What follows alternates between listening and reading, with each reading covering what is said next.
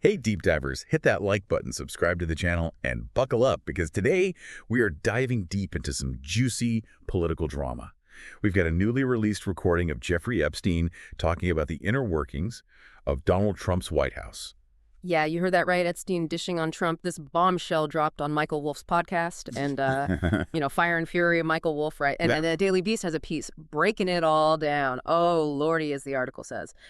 So, before we get into all the nitty-gritty, let's set the stage a little bit. Who is this Michael Wolff, and why should we care what he has to say? Well, Wolff is a bit of a controversial figure in the world of journalism. He's been praised for his access and insights, especially when it comes to his books on the Trump administration.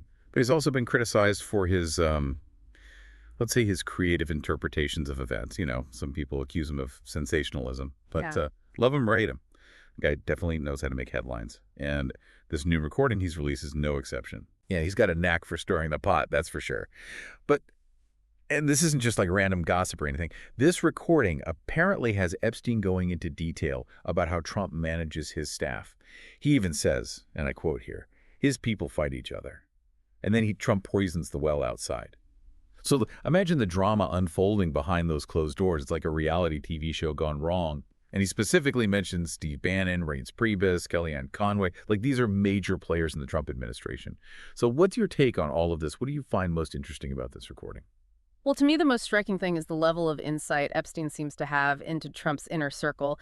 It really raises the question of just how close these two were. I mean, Trump has obviously tried to distance himself from Epstein, especially after the sex trafficking allegations came to light. But this recording suggests a much deeper connection than he's previously admitted. And, that could be incredibly problematic for him, particularly during an election year. Well, absolutely. Especially given all the attempts to downplay their relationship. Talk about a house of cards waiting to collapse, right? And speaking of collapses, the Trump campaign's response to all this has been, well, predictable, to say the least. They're calling Wolff a disgraced writer and a failed journalist. They say he's peddling lies for attention, blah, blah, blah. You know, the usual playbook. Yeah. They're also claiming that it's widely known that Trump severed ties with Epstein years ago. Widely known. Okay, then explain all those photos of them partying together. I mean, hello, remember that video from the 90s at Mar-a-Lago? You know, the one with Trump and Epstein laughing it up like old pals? Yeah, the evidence definitely seems to contradict their claims. Yeah. It does, doesn't it? Yeah. And Wolff, he just throws fuel on the fire with his quote. He says, here are these two guys, both driven by a need to do anything they wanted with women. Dominance and submission and entertainment. And one of them ends up in the darkest prison in the country and the other in the White House. I mean, ouch, right. But it does make you think, and here's where things get really wild. Wolff says he has 100 hours of Epstein talking about Trump. 100 hours. Yeah. Like, what could possibly be on those tapes? And how could this affect the election, which is, just a few days away? That's the million-dollar question, isn't it? This could be a complete game changer, or it could fizzle out entirely. I guess we'll just have to wait and see how it all unfolds. We will indeed. But before we get into the potential impact of all of this, and trust me, we're going to unpack this whole thing in detail, I want to remind you to hit that subscribe button and leave a comment with your thoughts on this whole Epstein-Trump saga. We'll be back after a quick break. Don't go anywhere.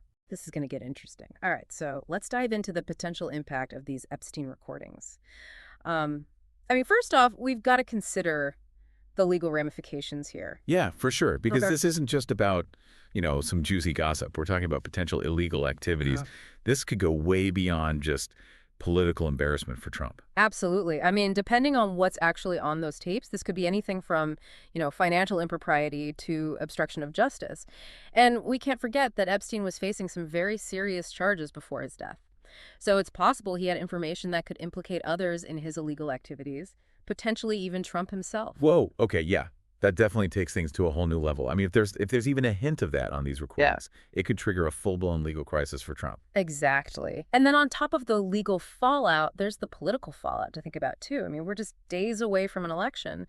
And this has the potential to completely upend the race. Yeah, no kidding. I mean, imagine voters hearing Epstein spill secrets about Trump's dealings, maybe even revealing some unsavory truths about his character. It could be absolutely devastating to his campaign. No, it could definitely erode public trust and sway undecided voters. But, even beyond the immediate impact on the election, this whole situation raises some broader questions about how information, true or not, is weaponized in politics. Right, it's like everyone's playing this high-stakes game of chess, and they're all just trying to control the narrative and manipulate public opinion. Precisely. And this case really highlights the ethical dilemmas that come with releasing potentially damaging information.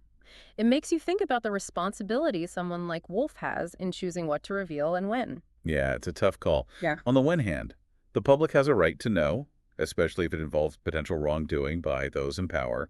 But on the other hand, you don't want to be seen as exploiting someone's private conversations for personal gain. Exactly. And let's not forget that there's always the possibility that some of this information could be false or taken out of context. Oh, for sure. We can't just take everything at face value.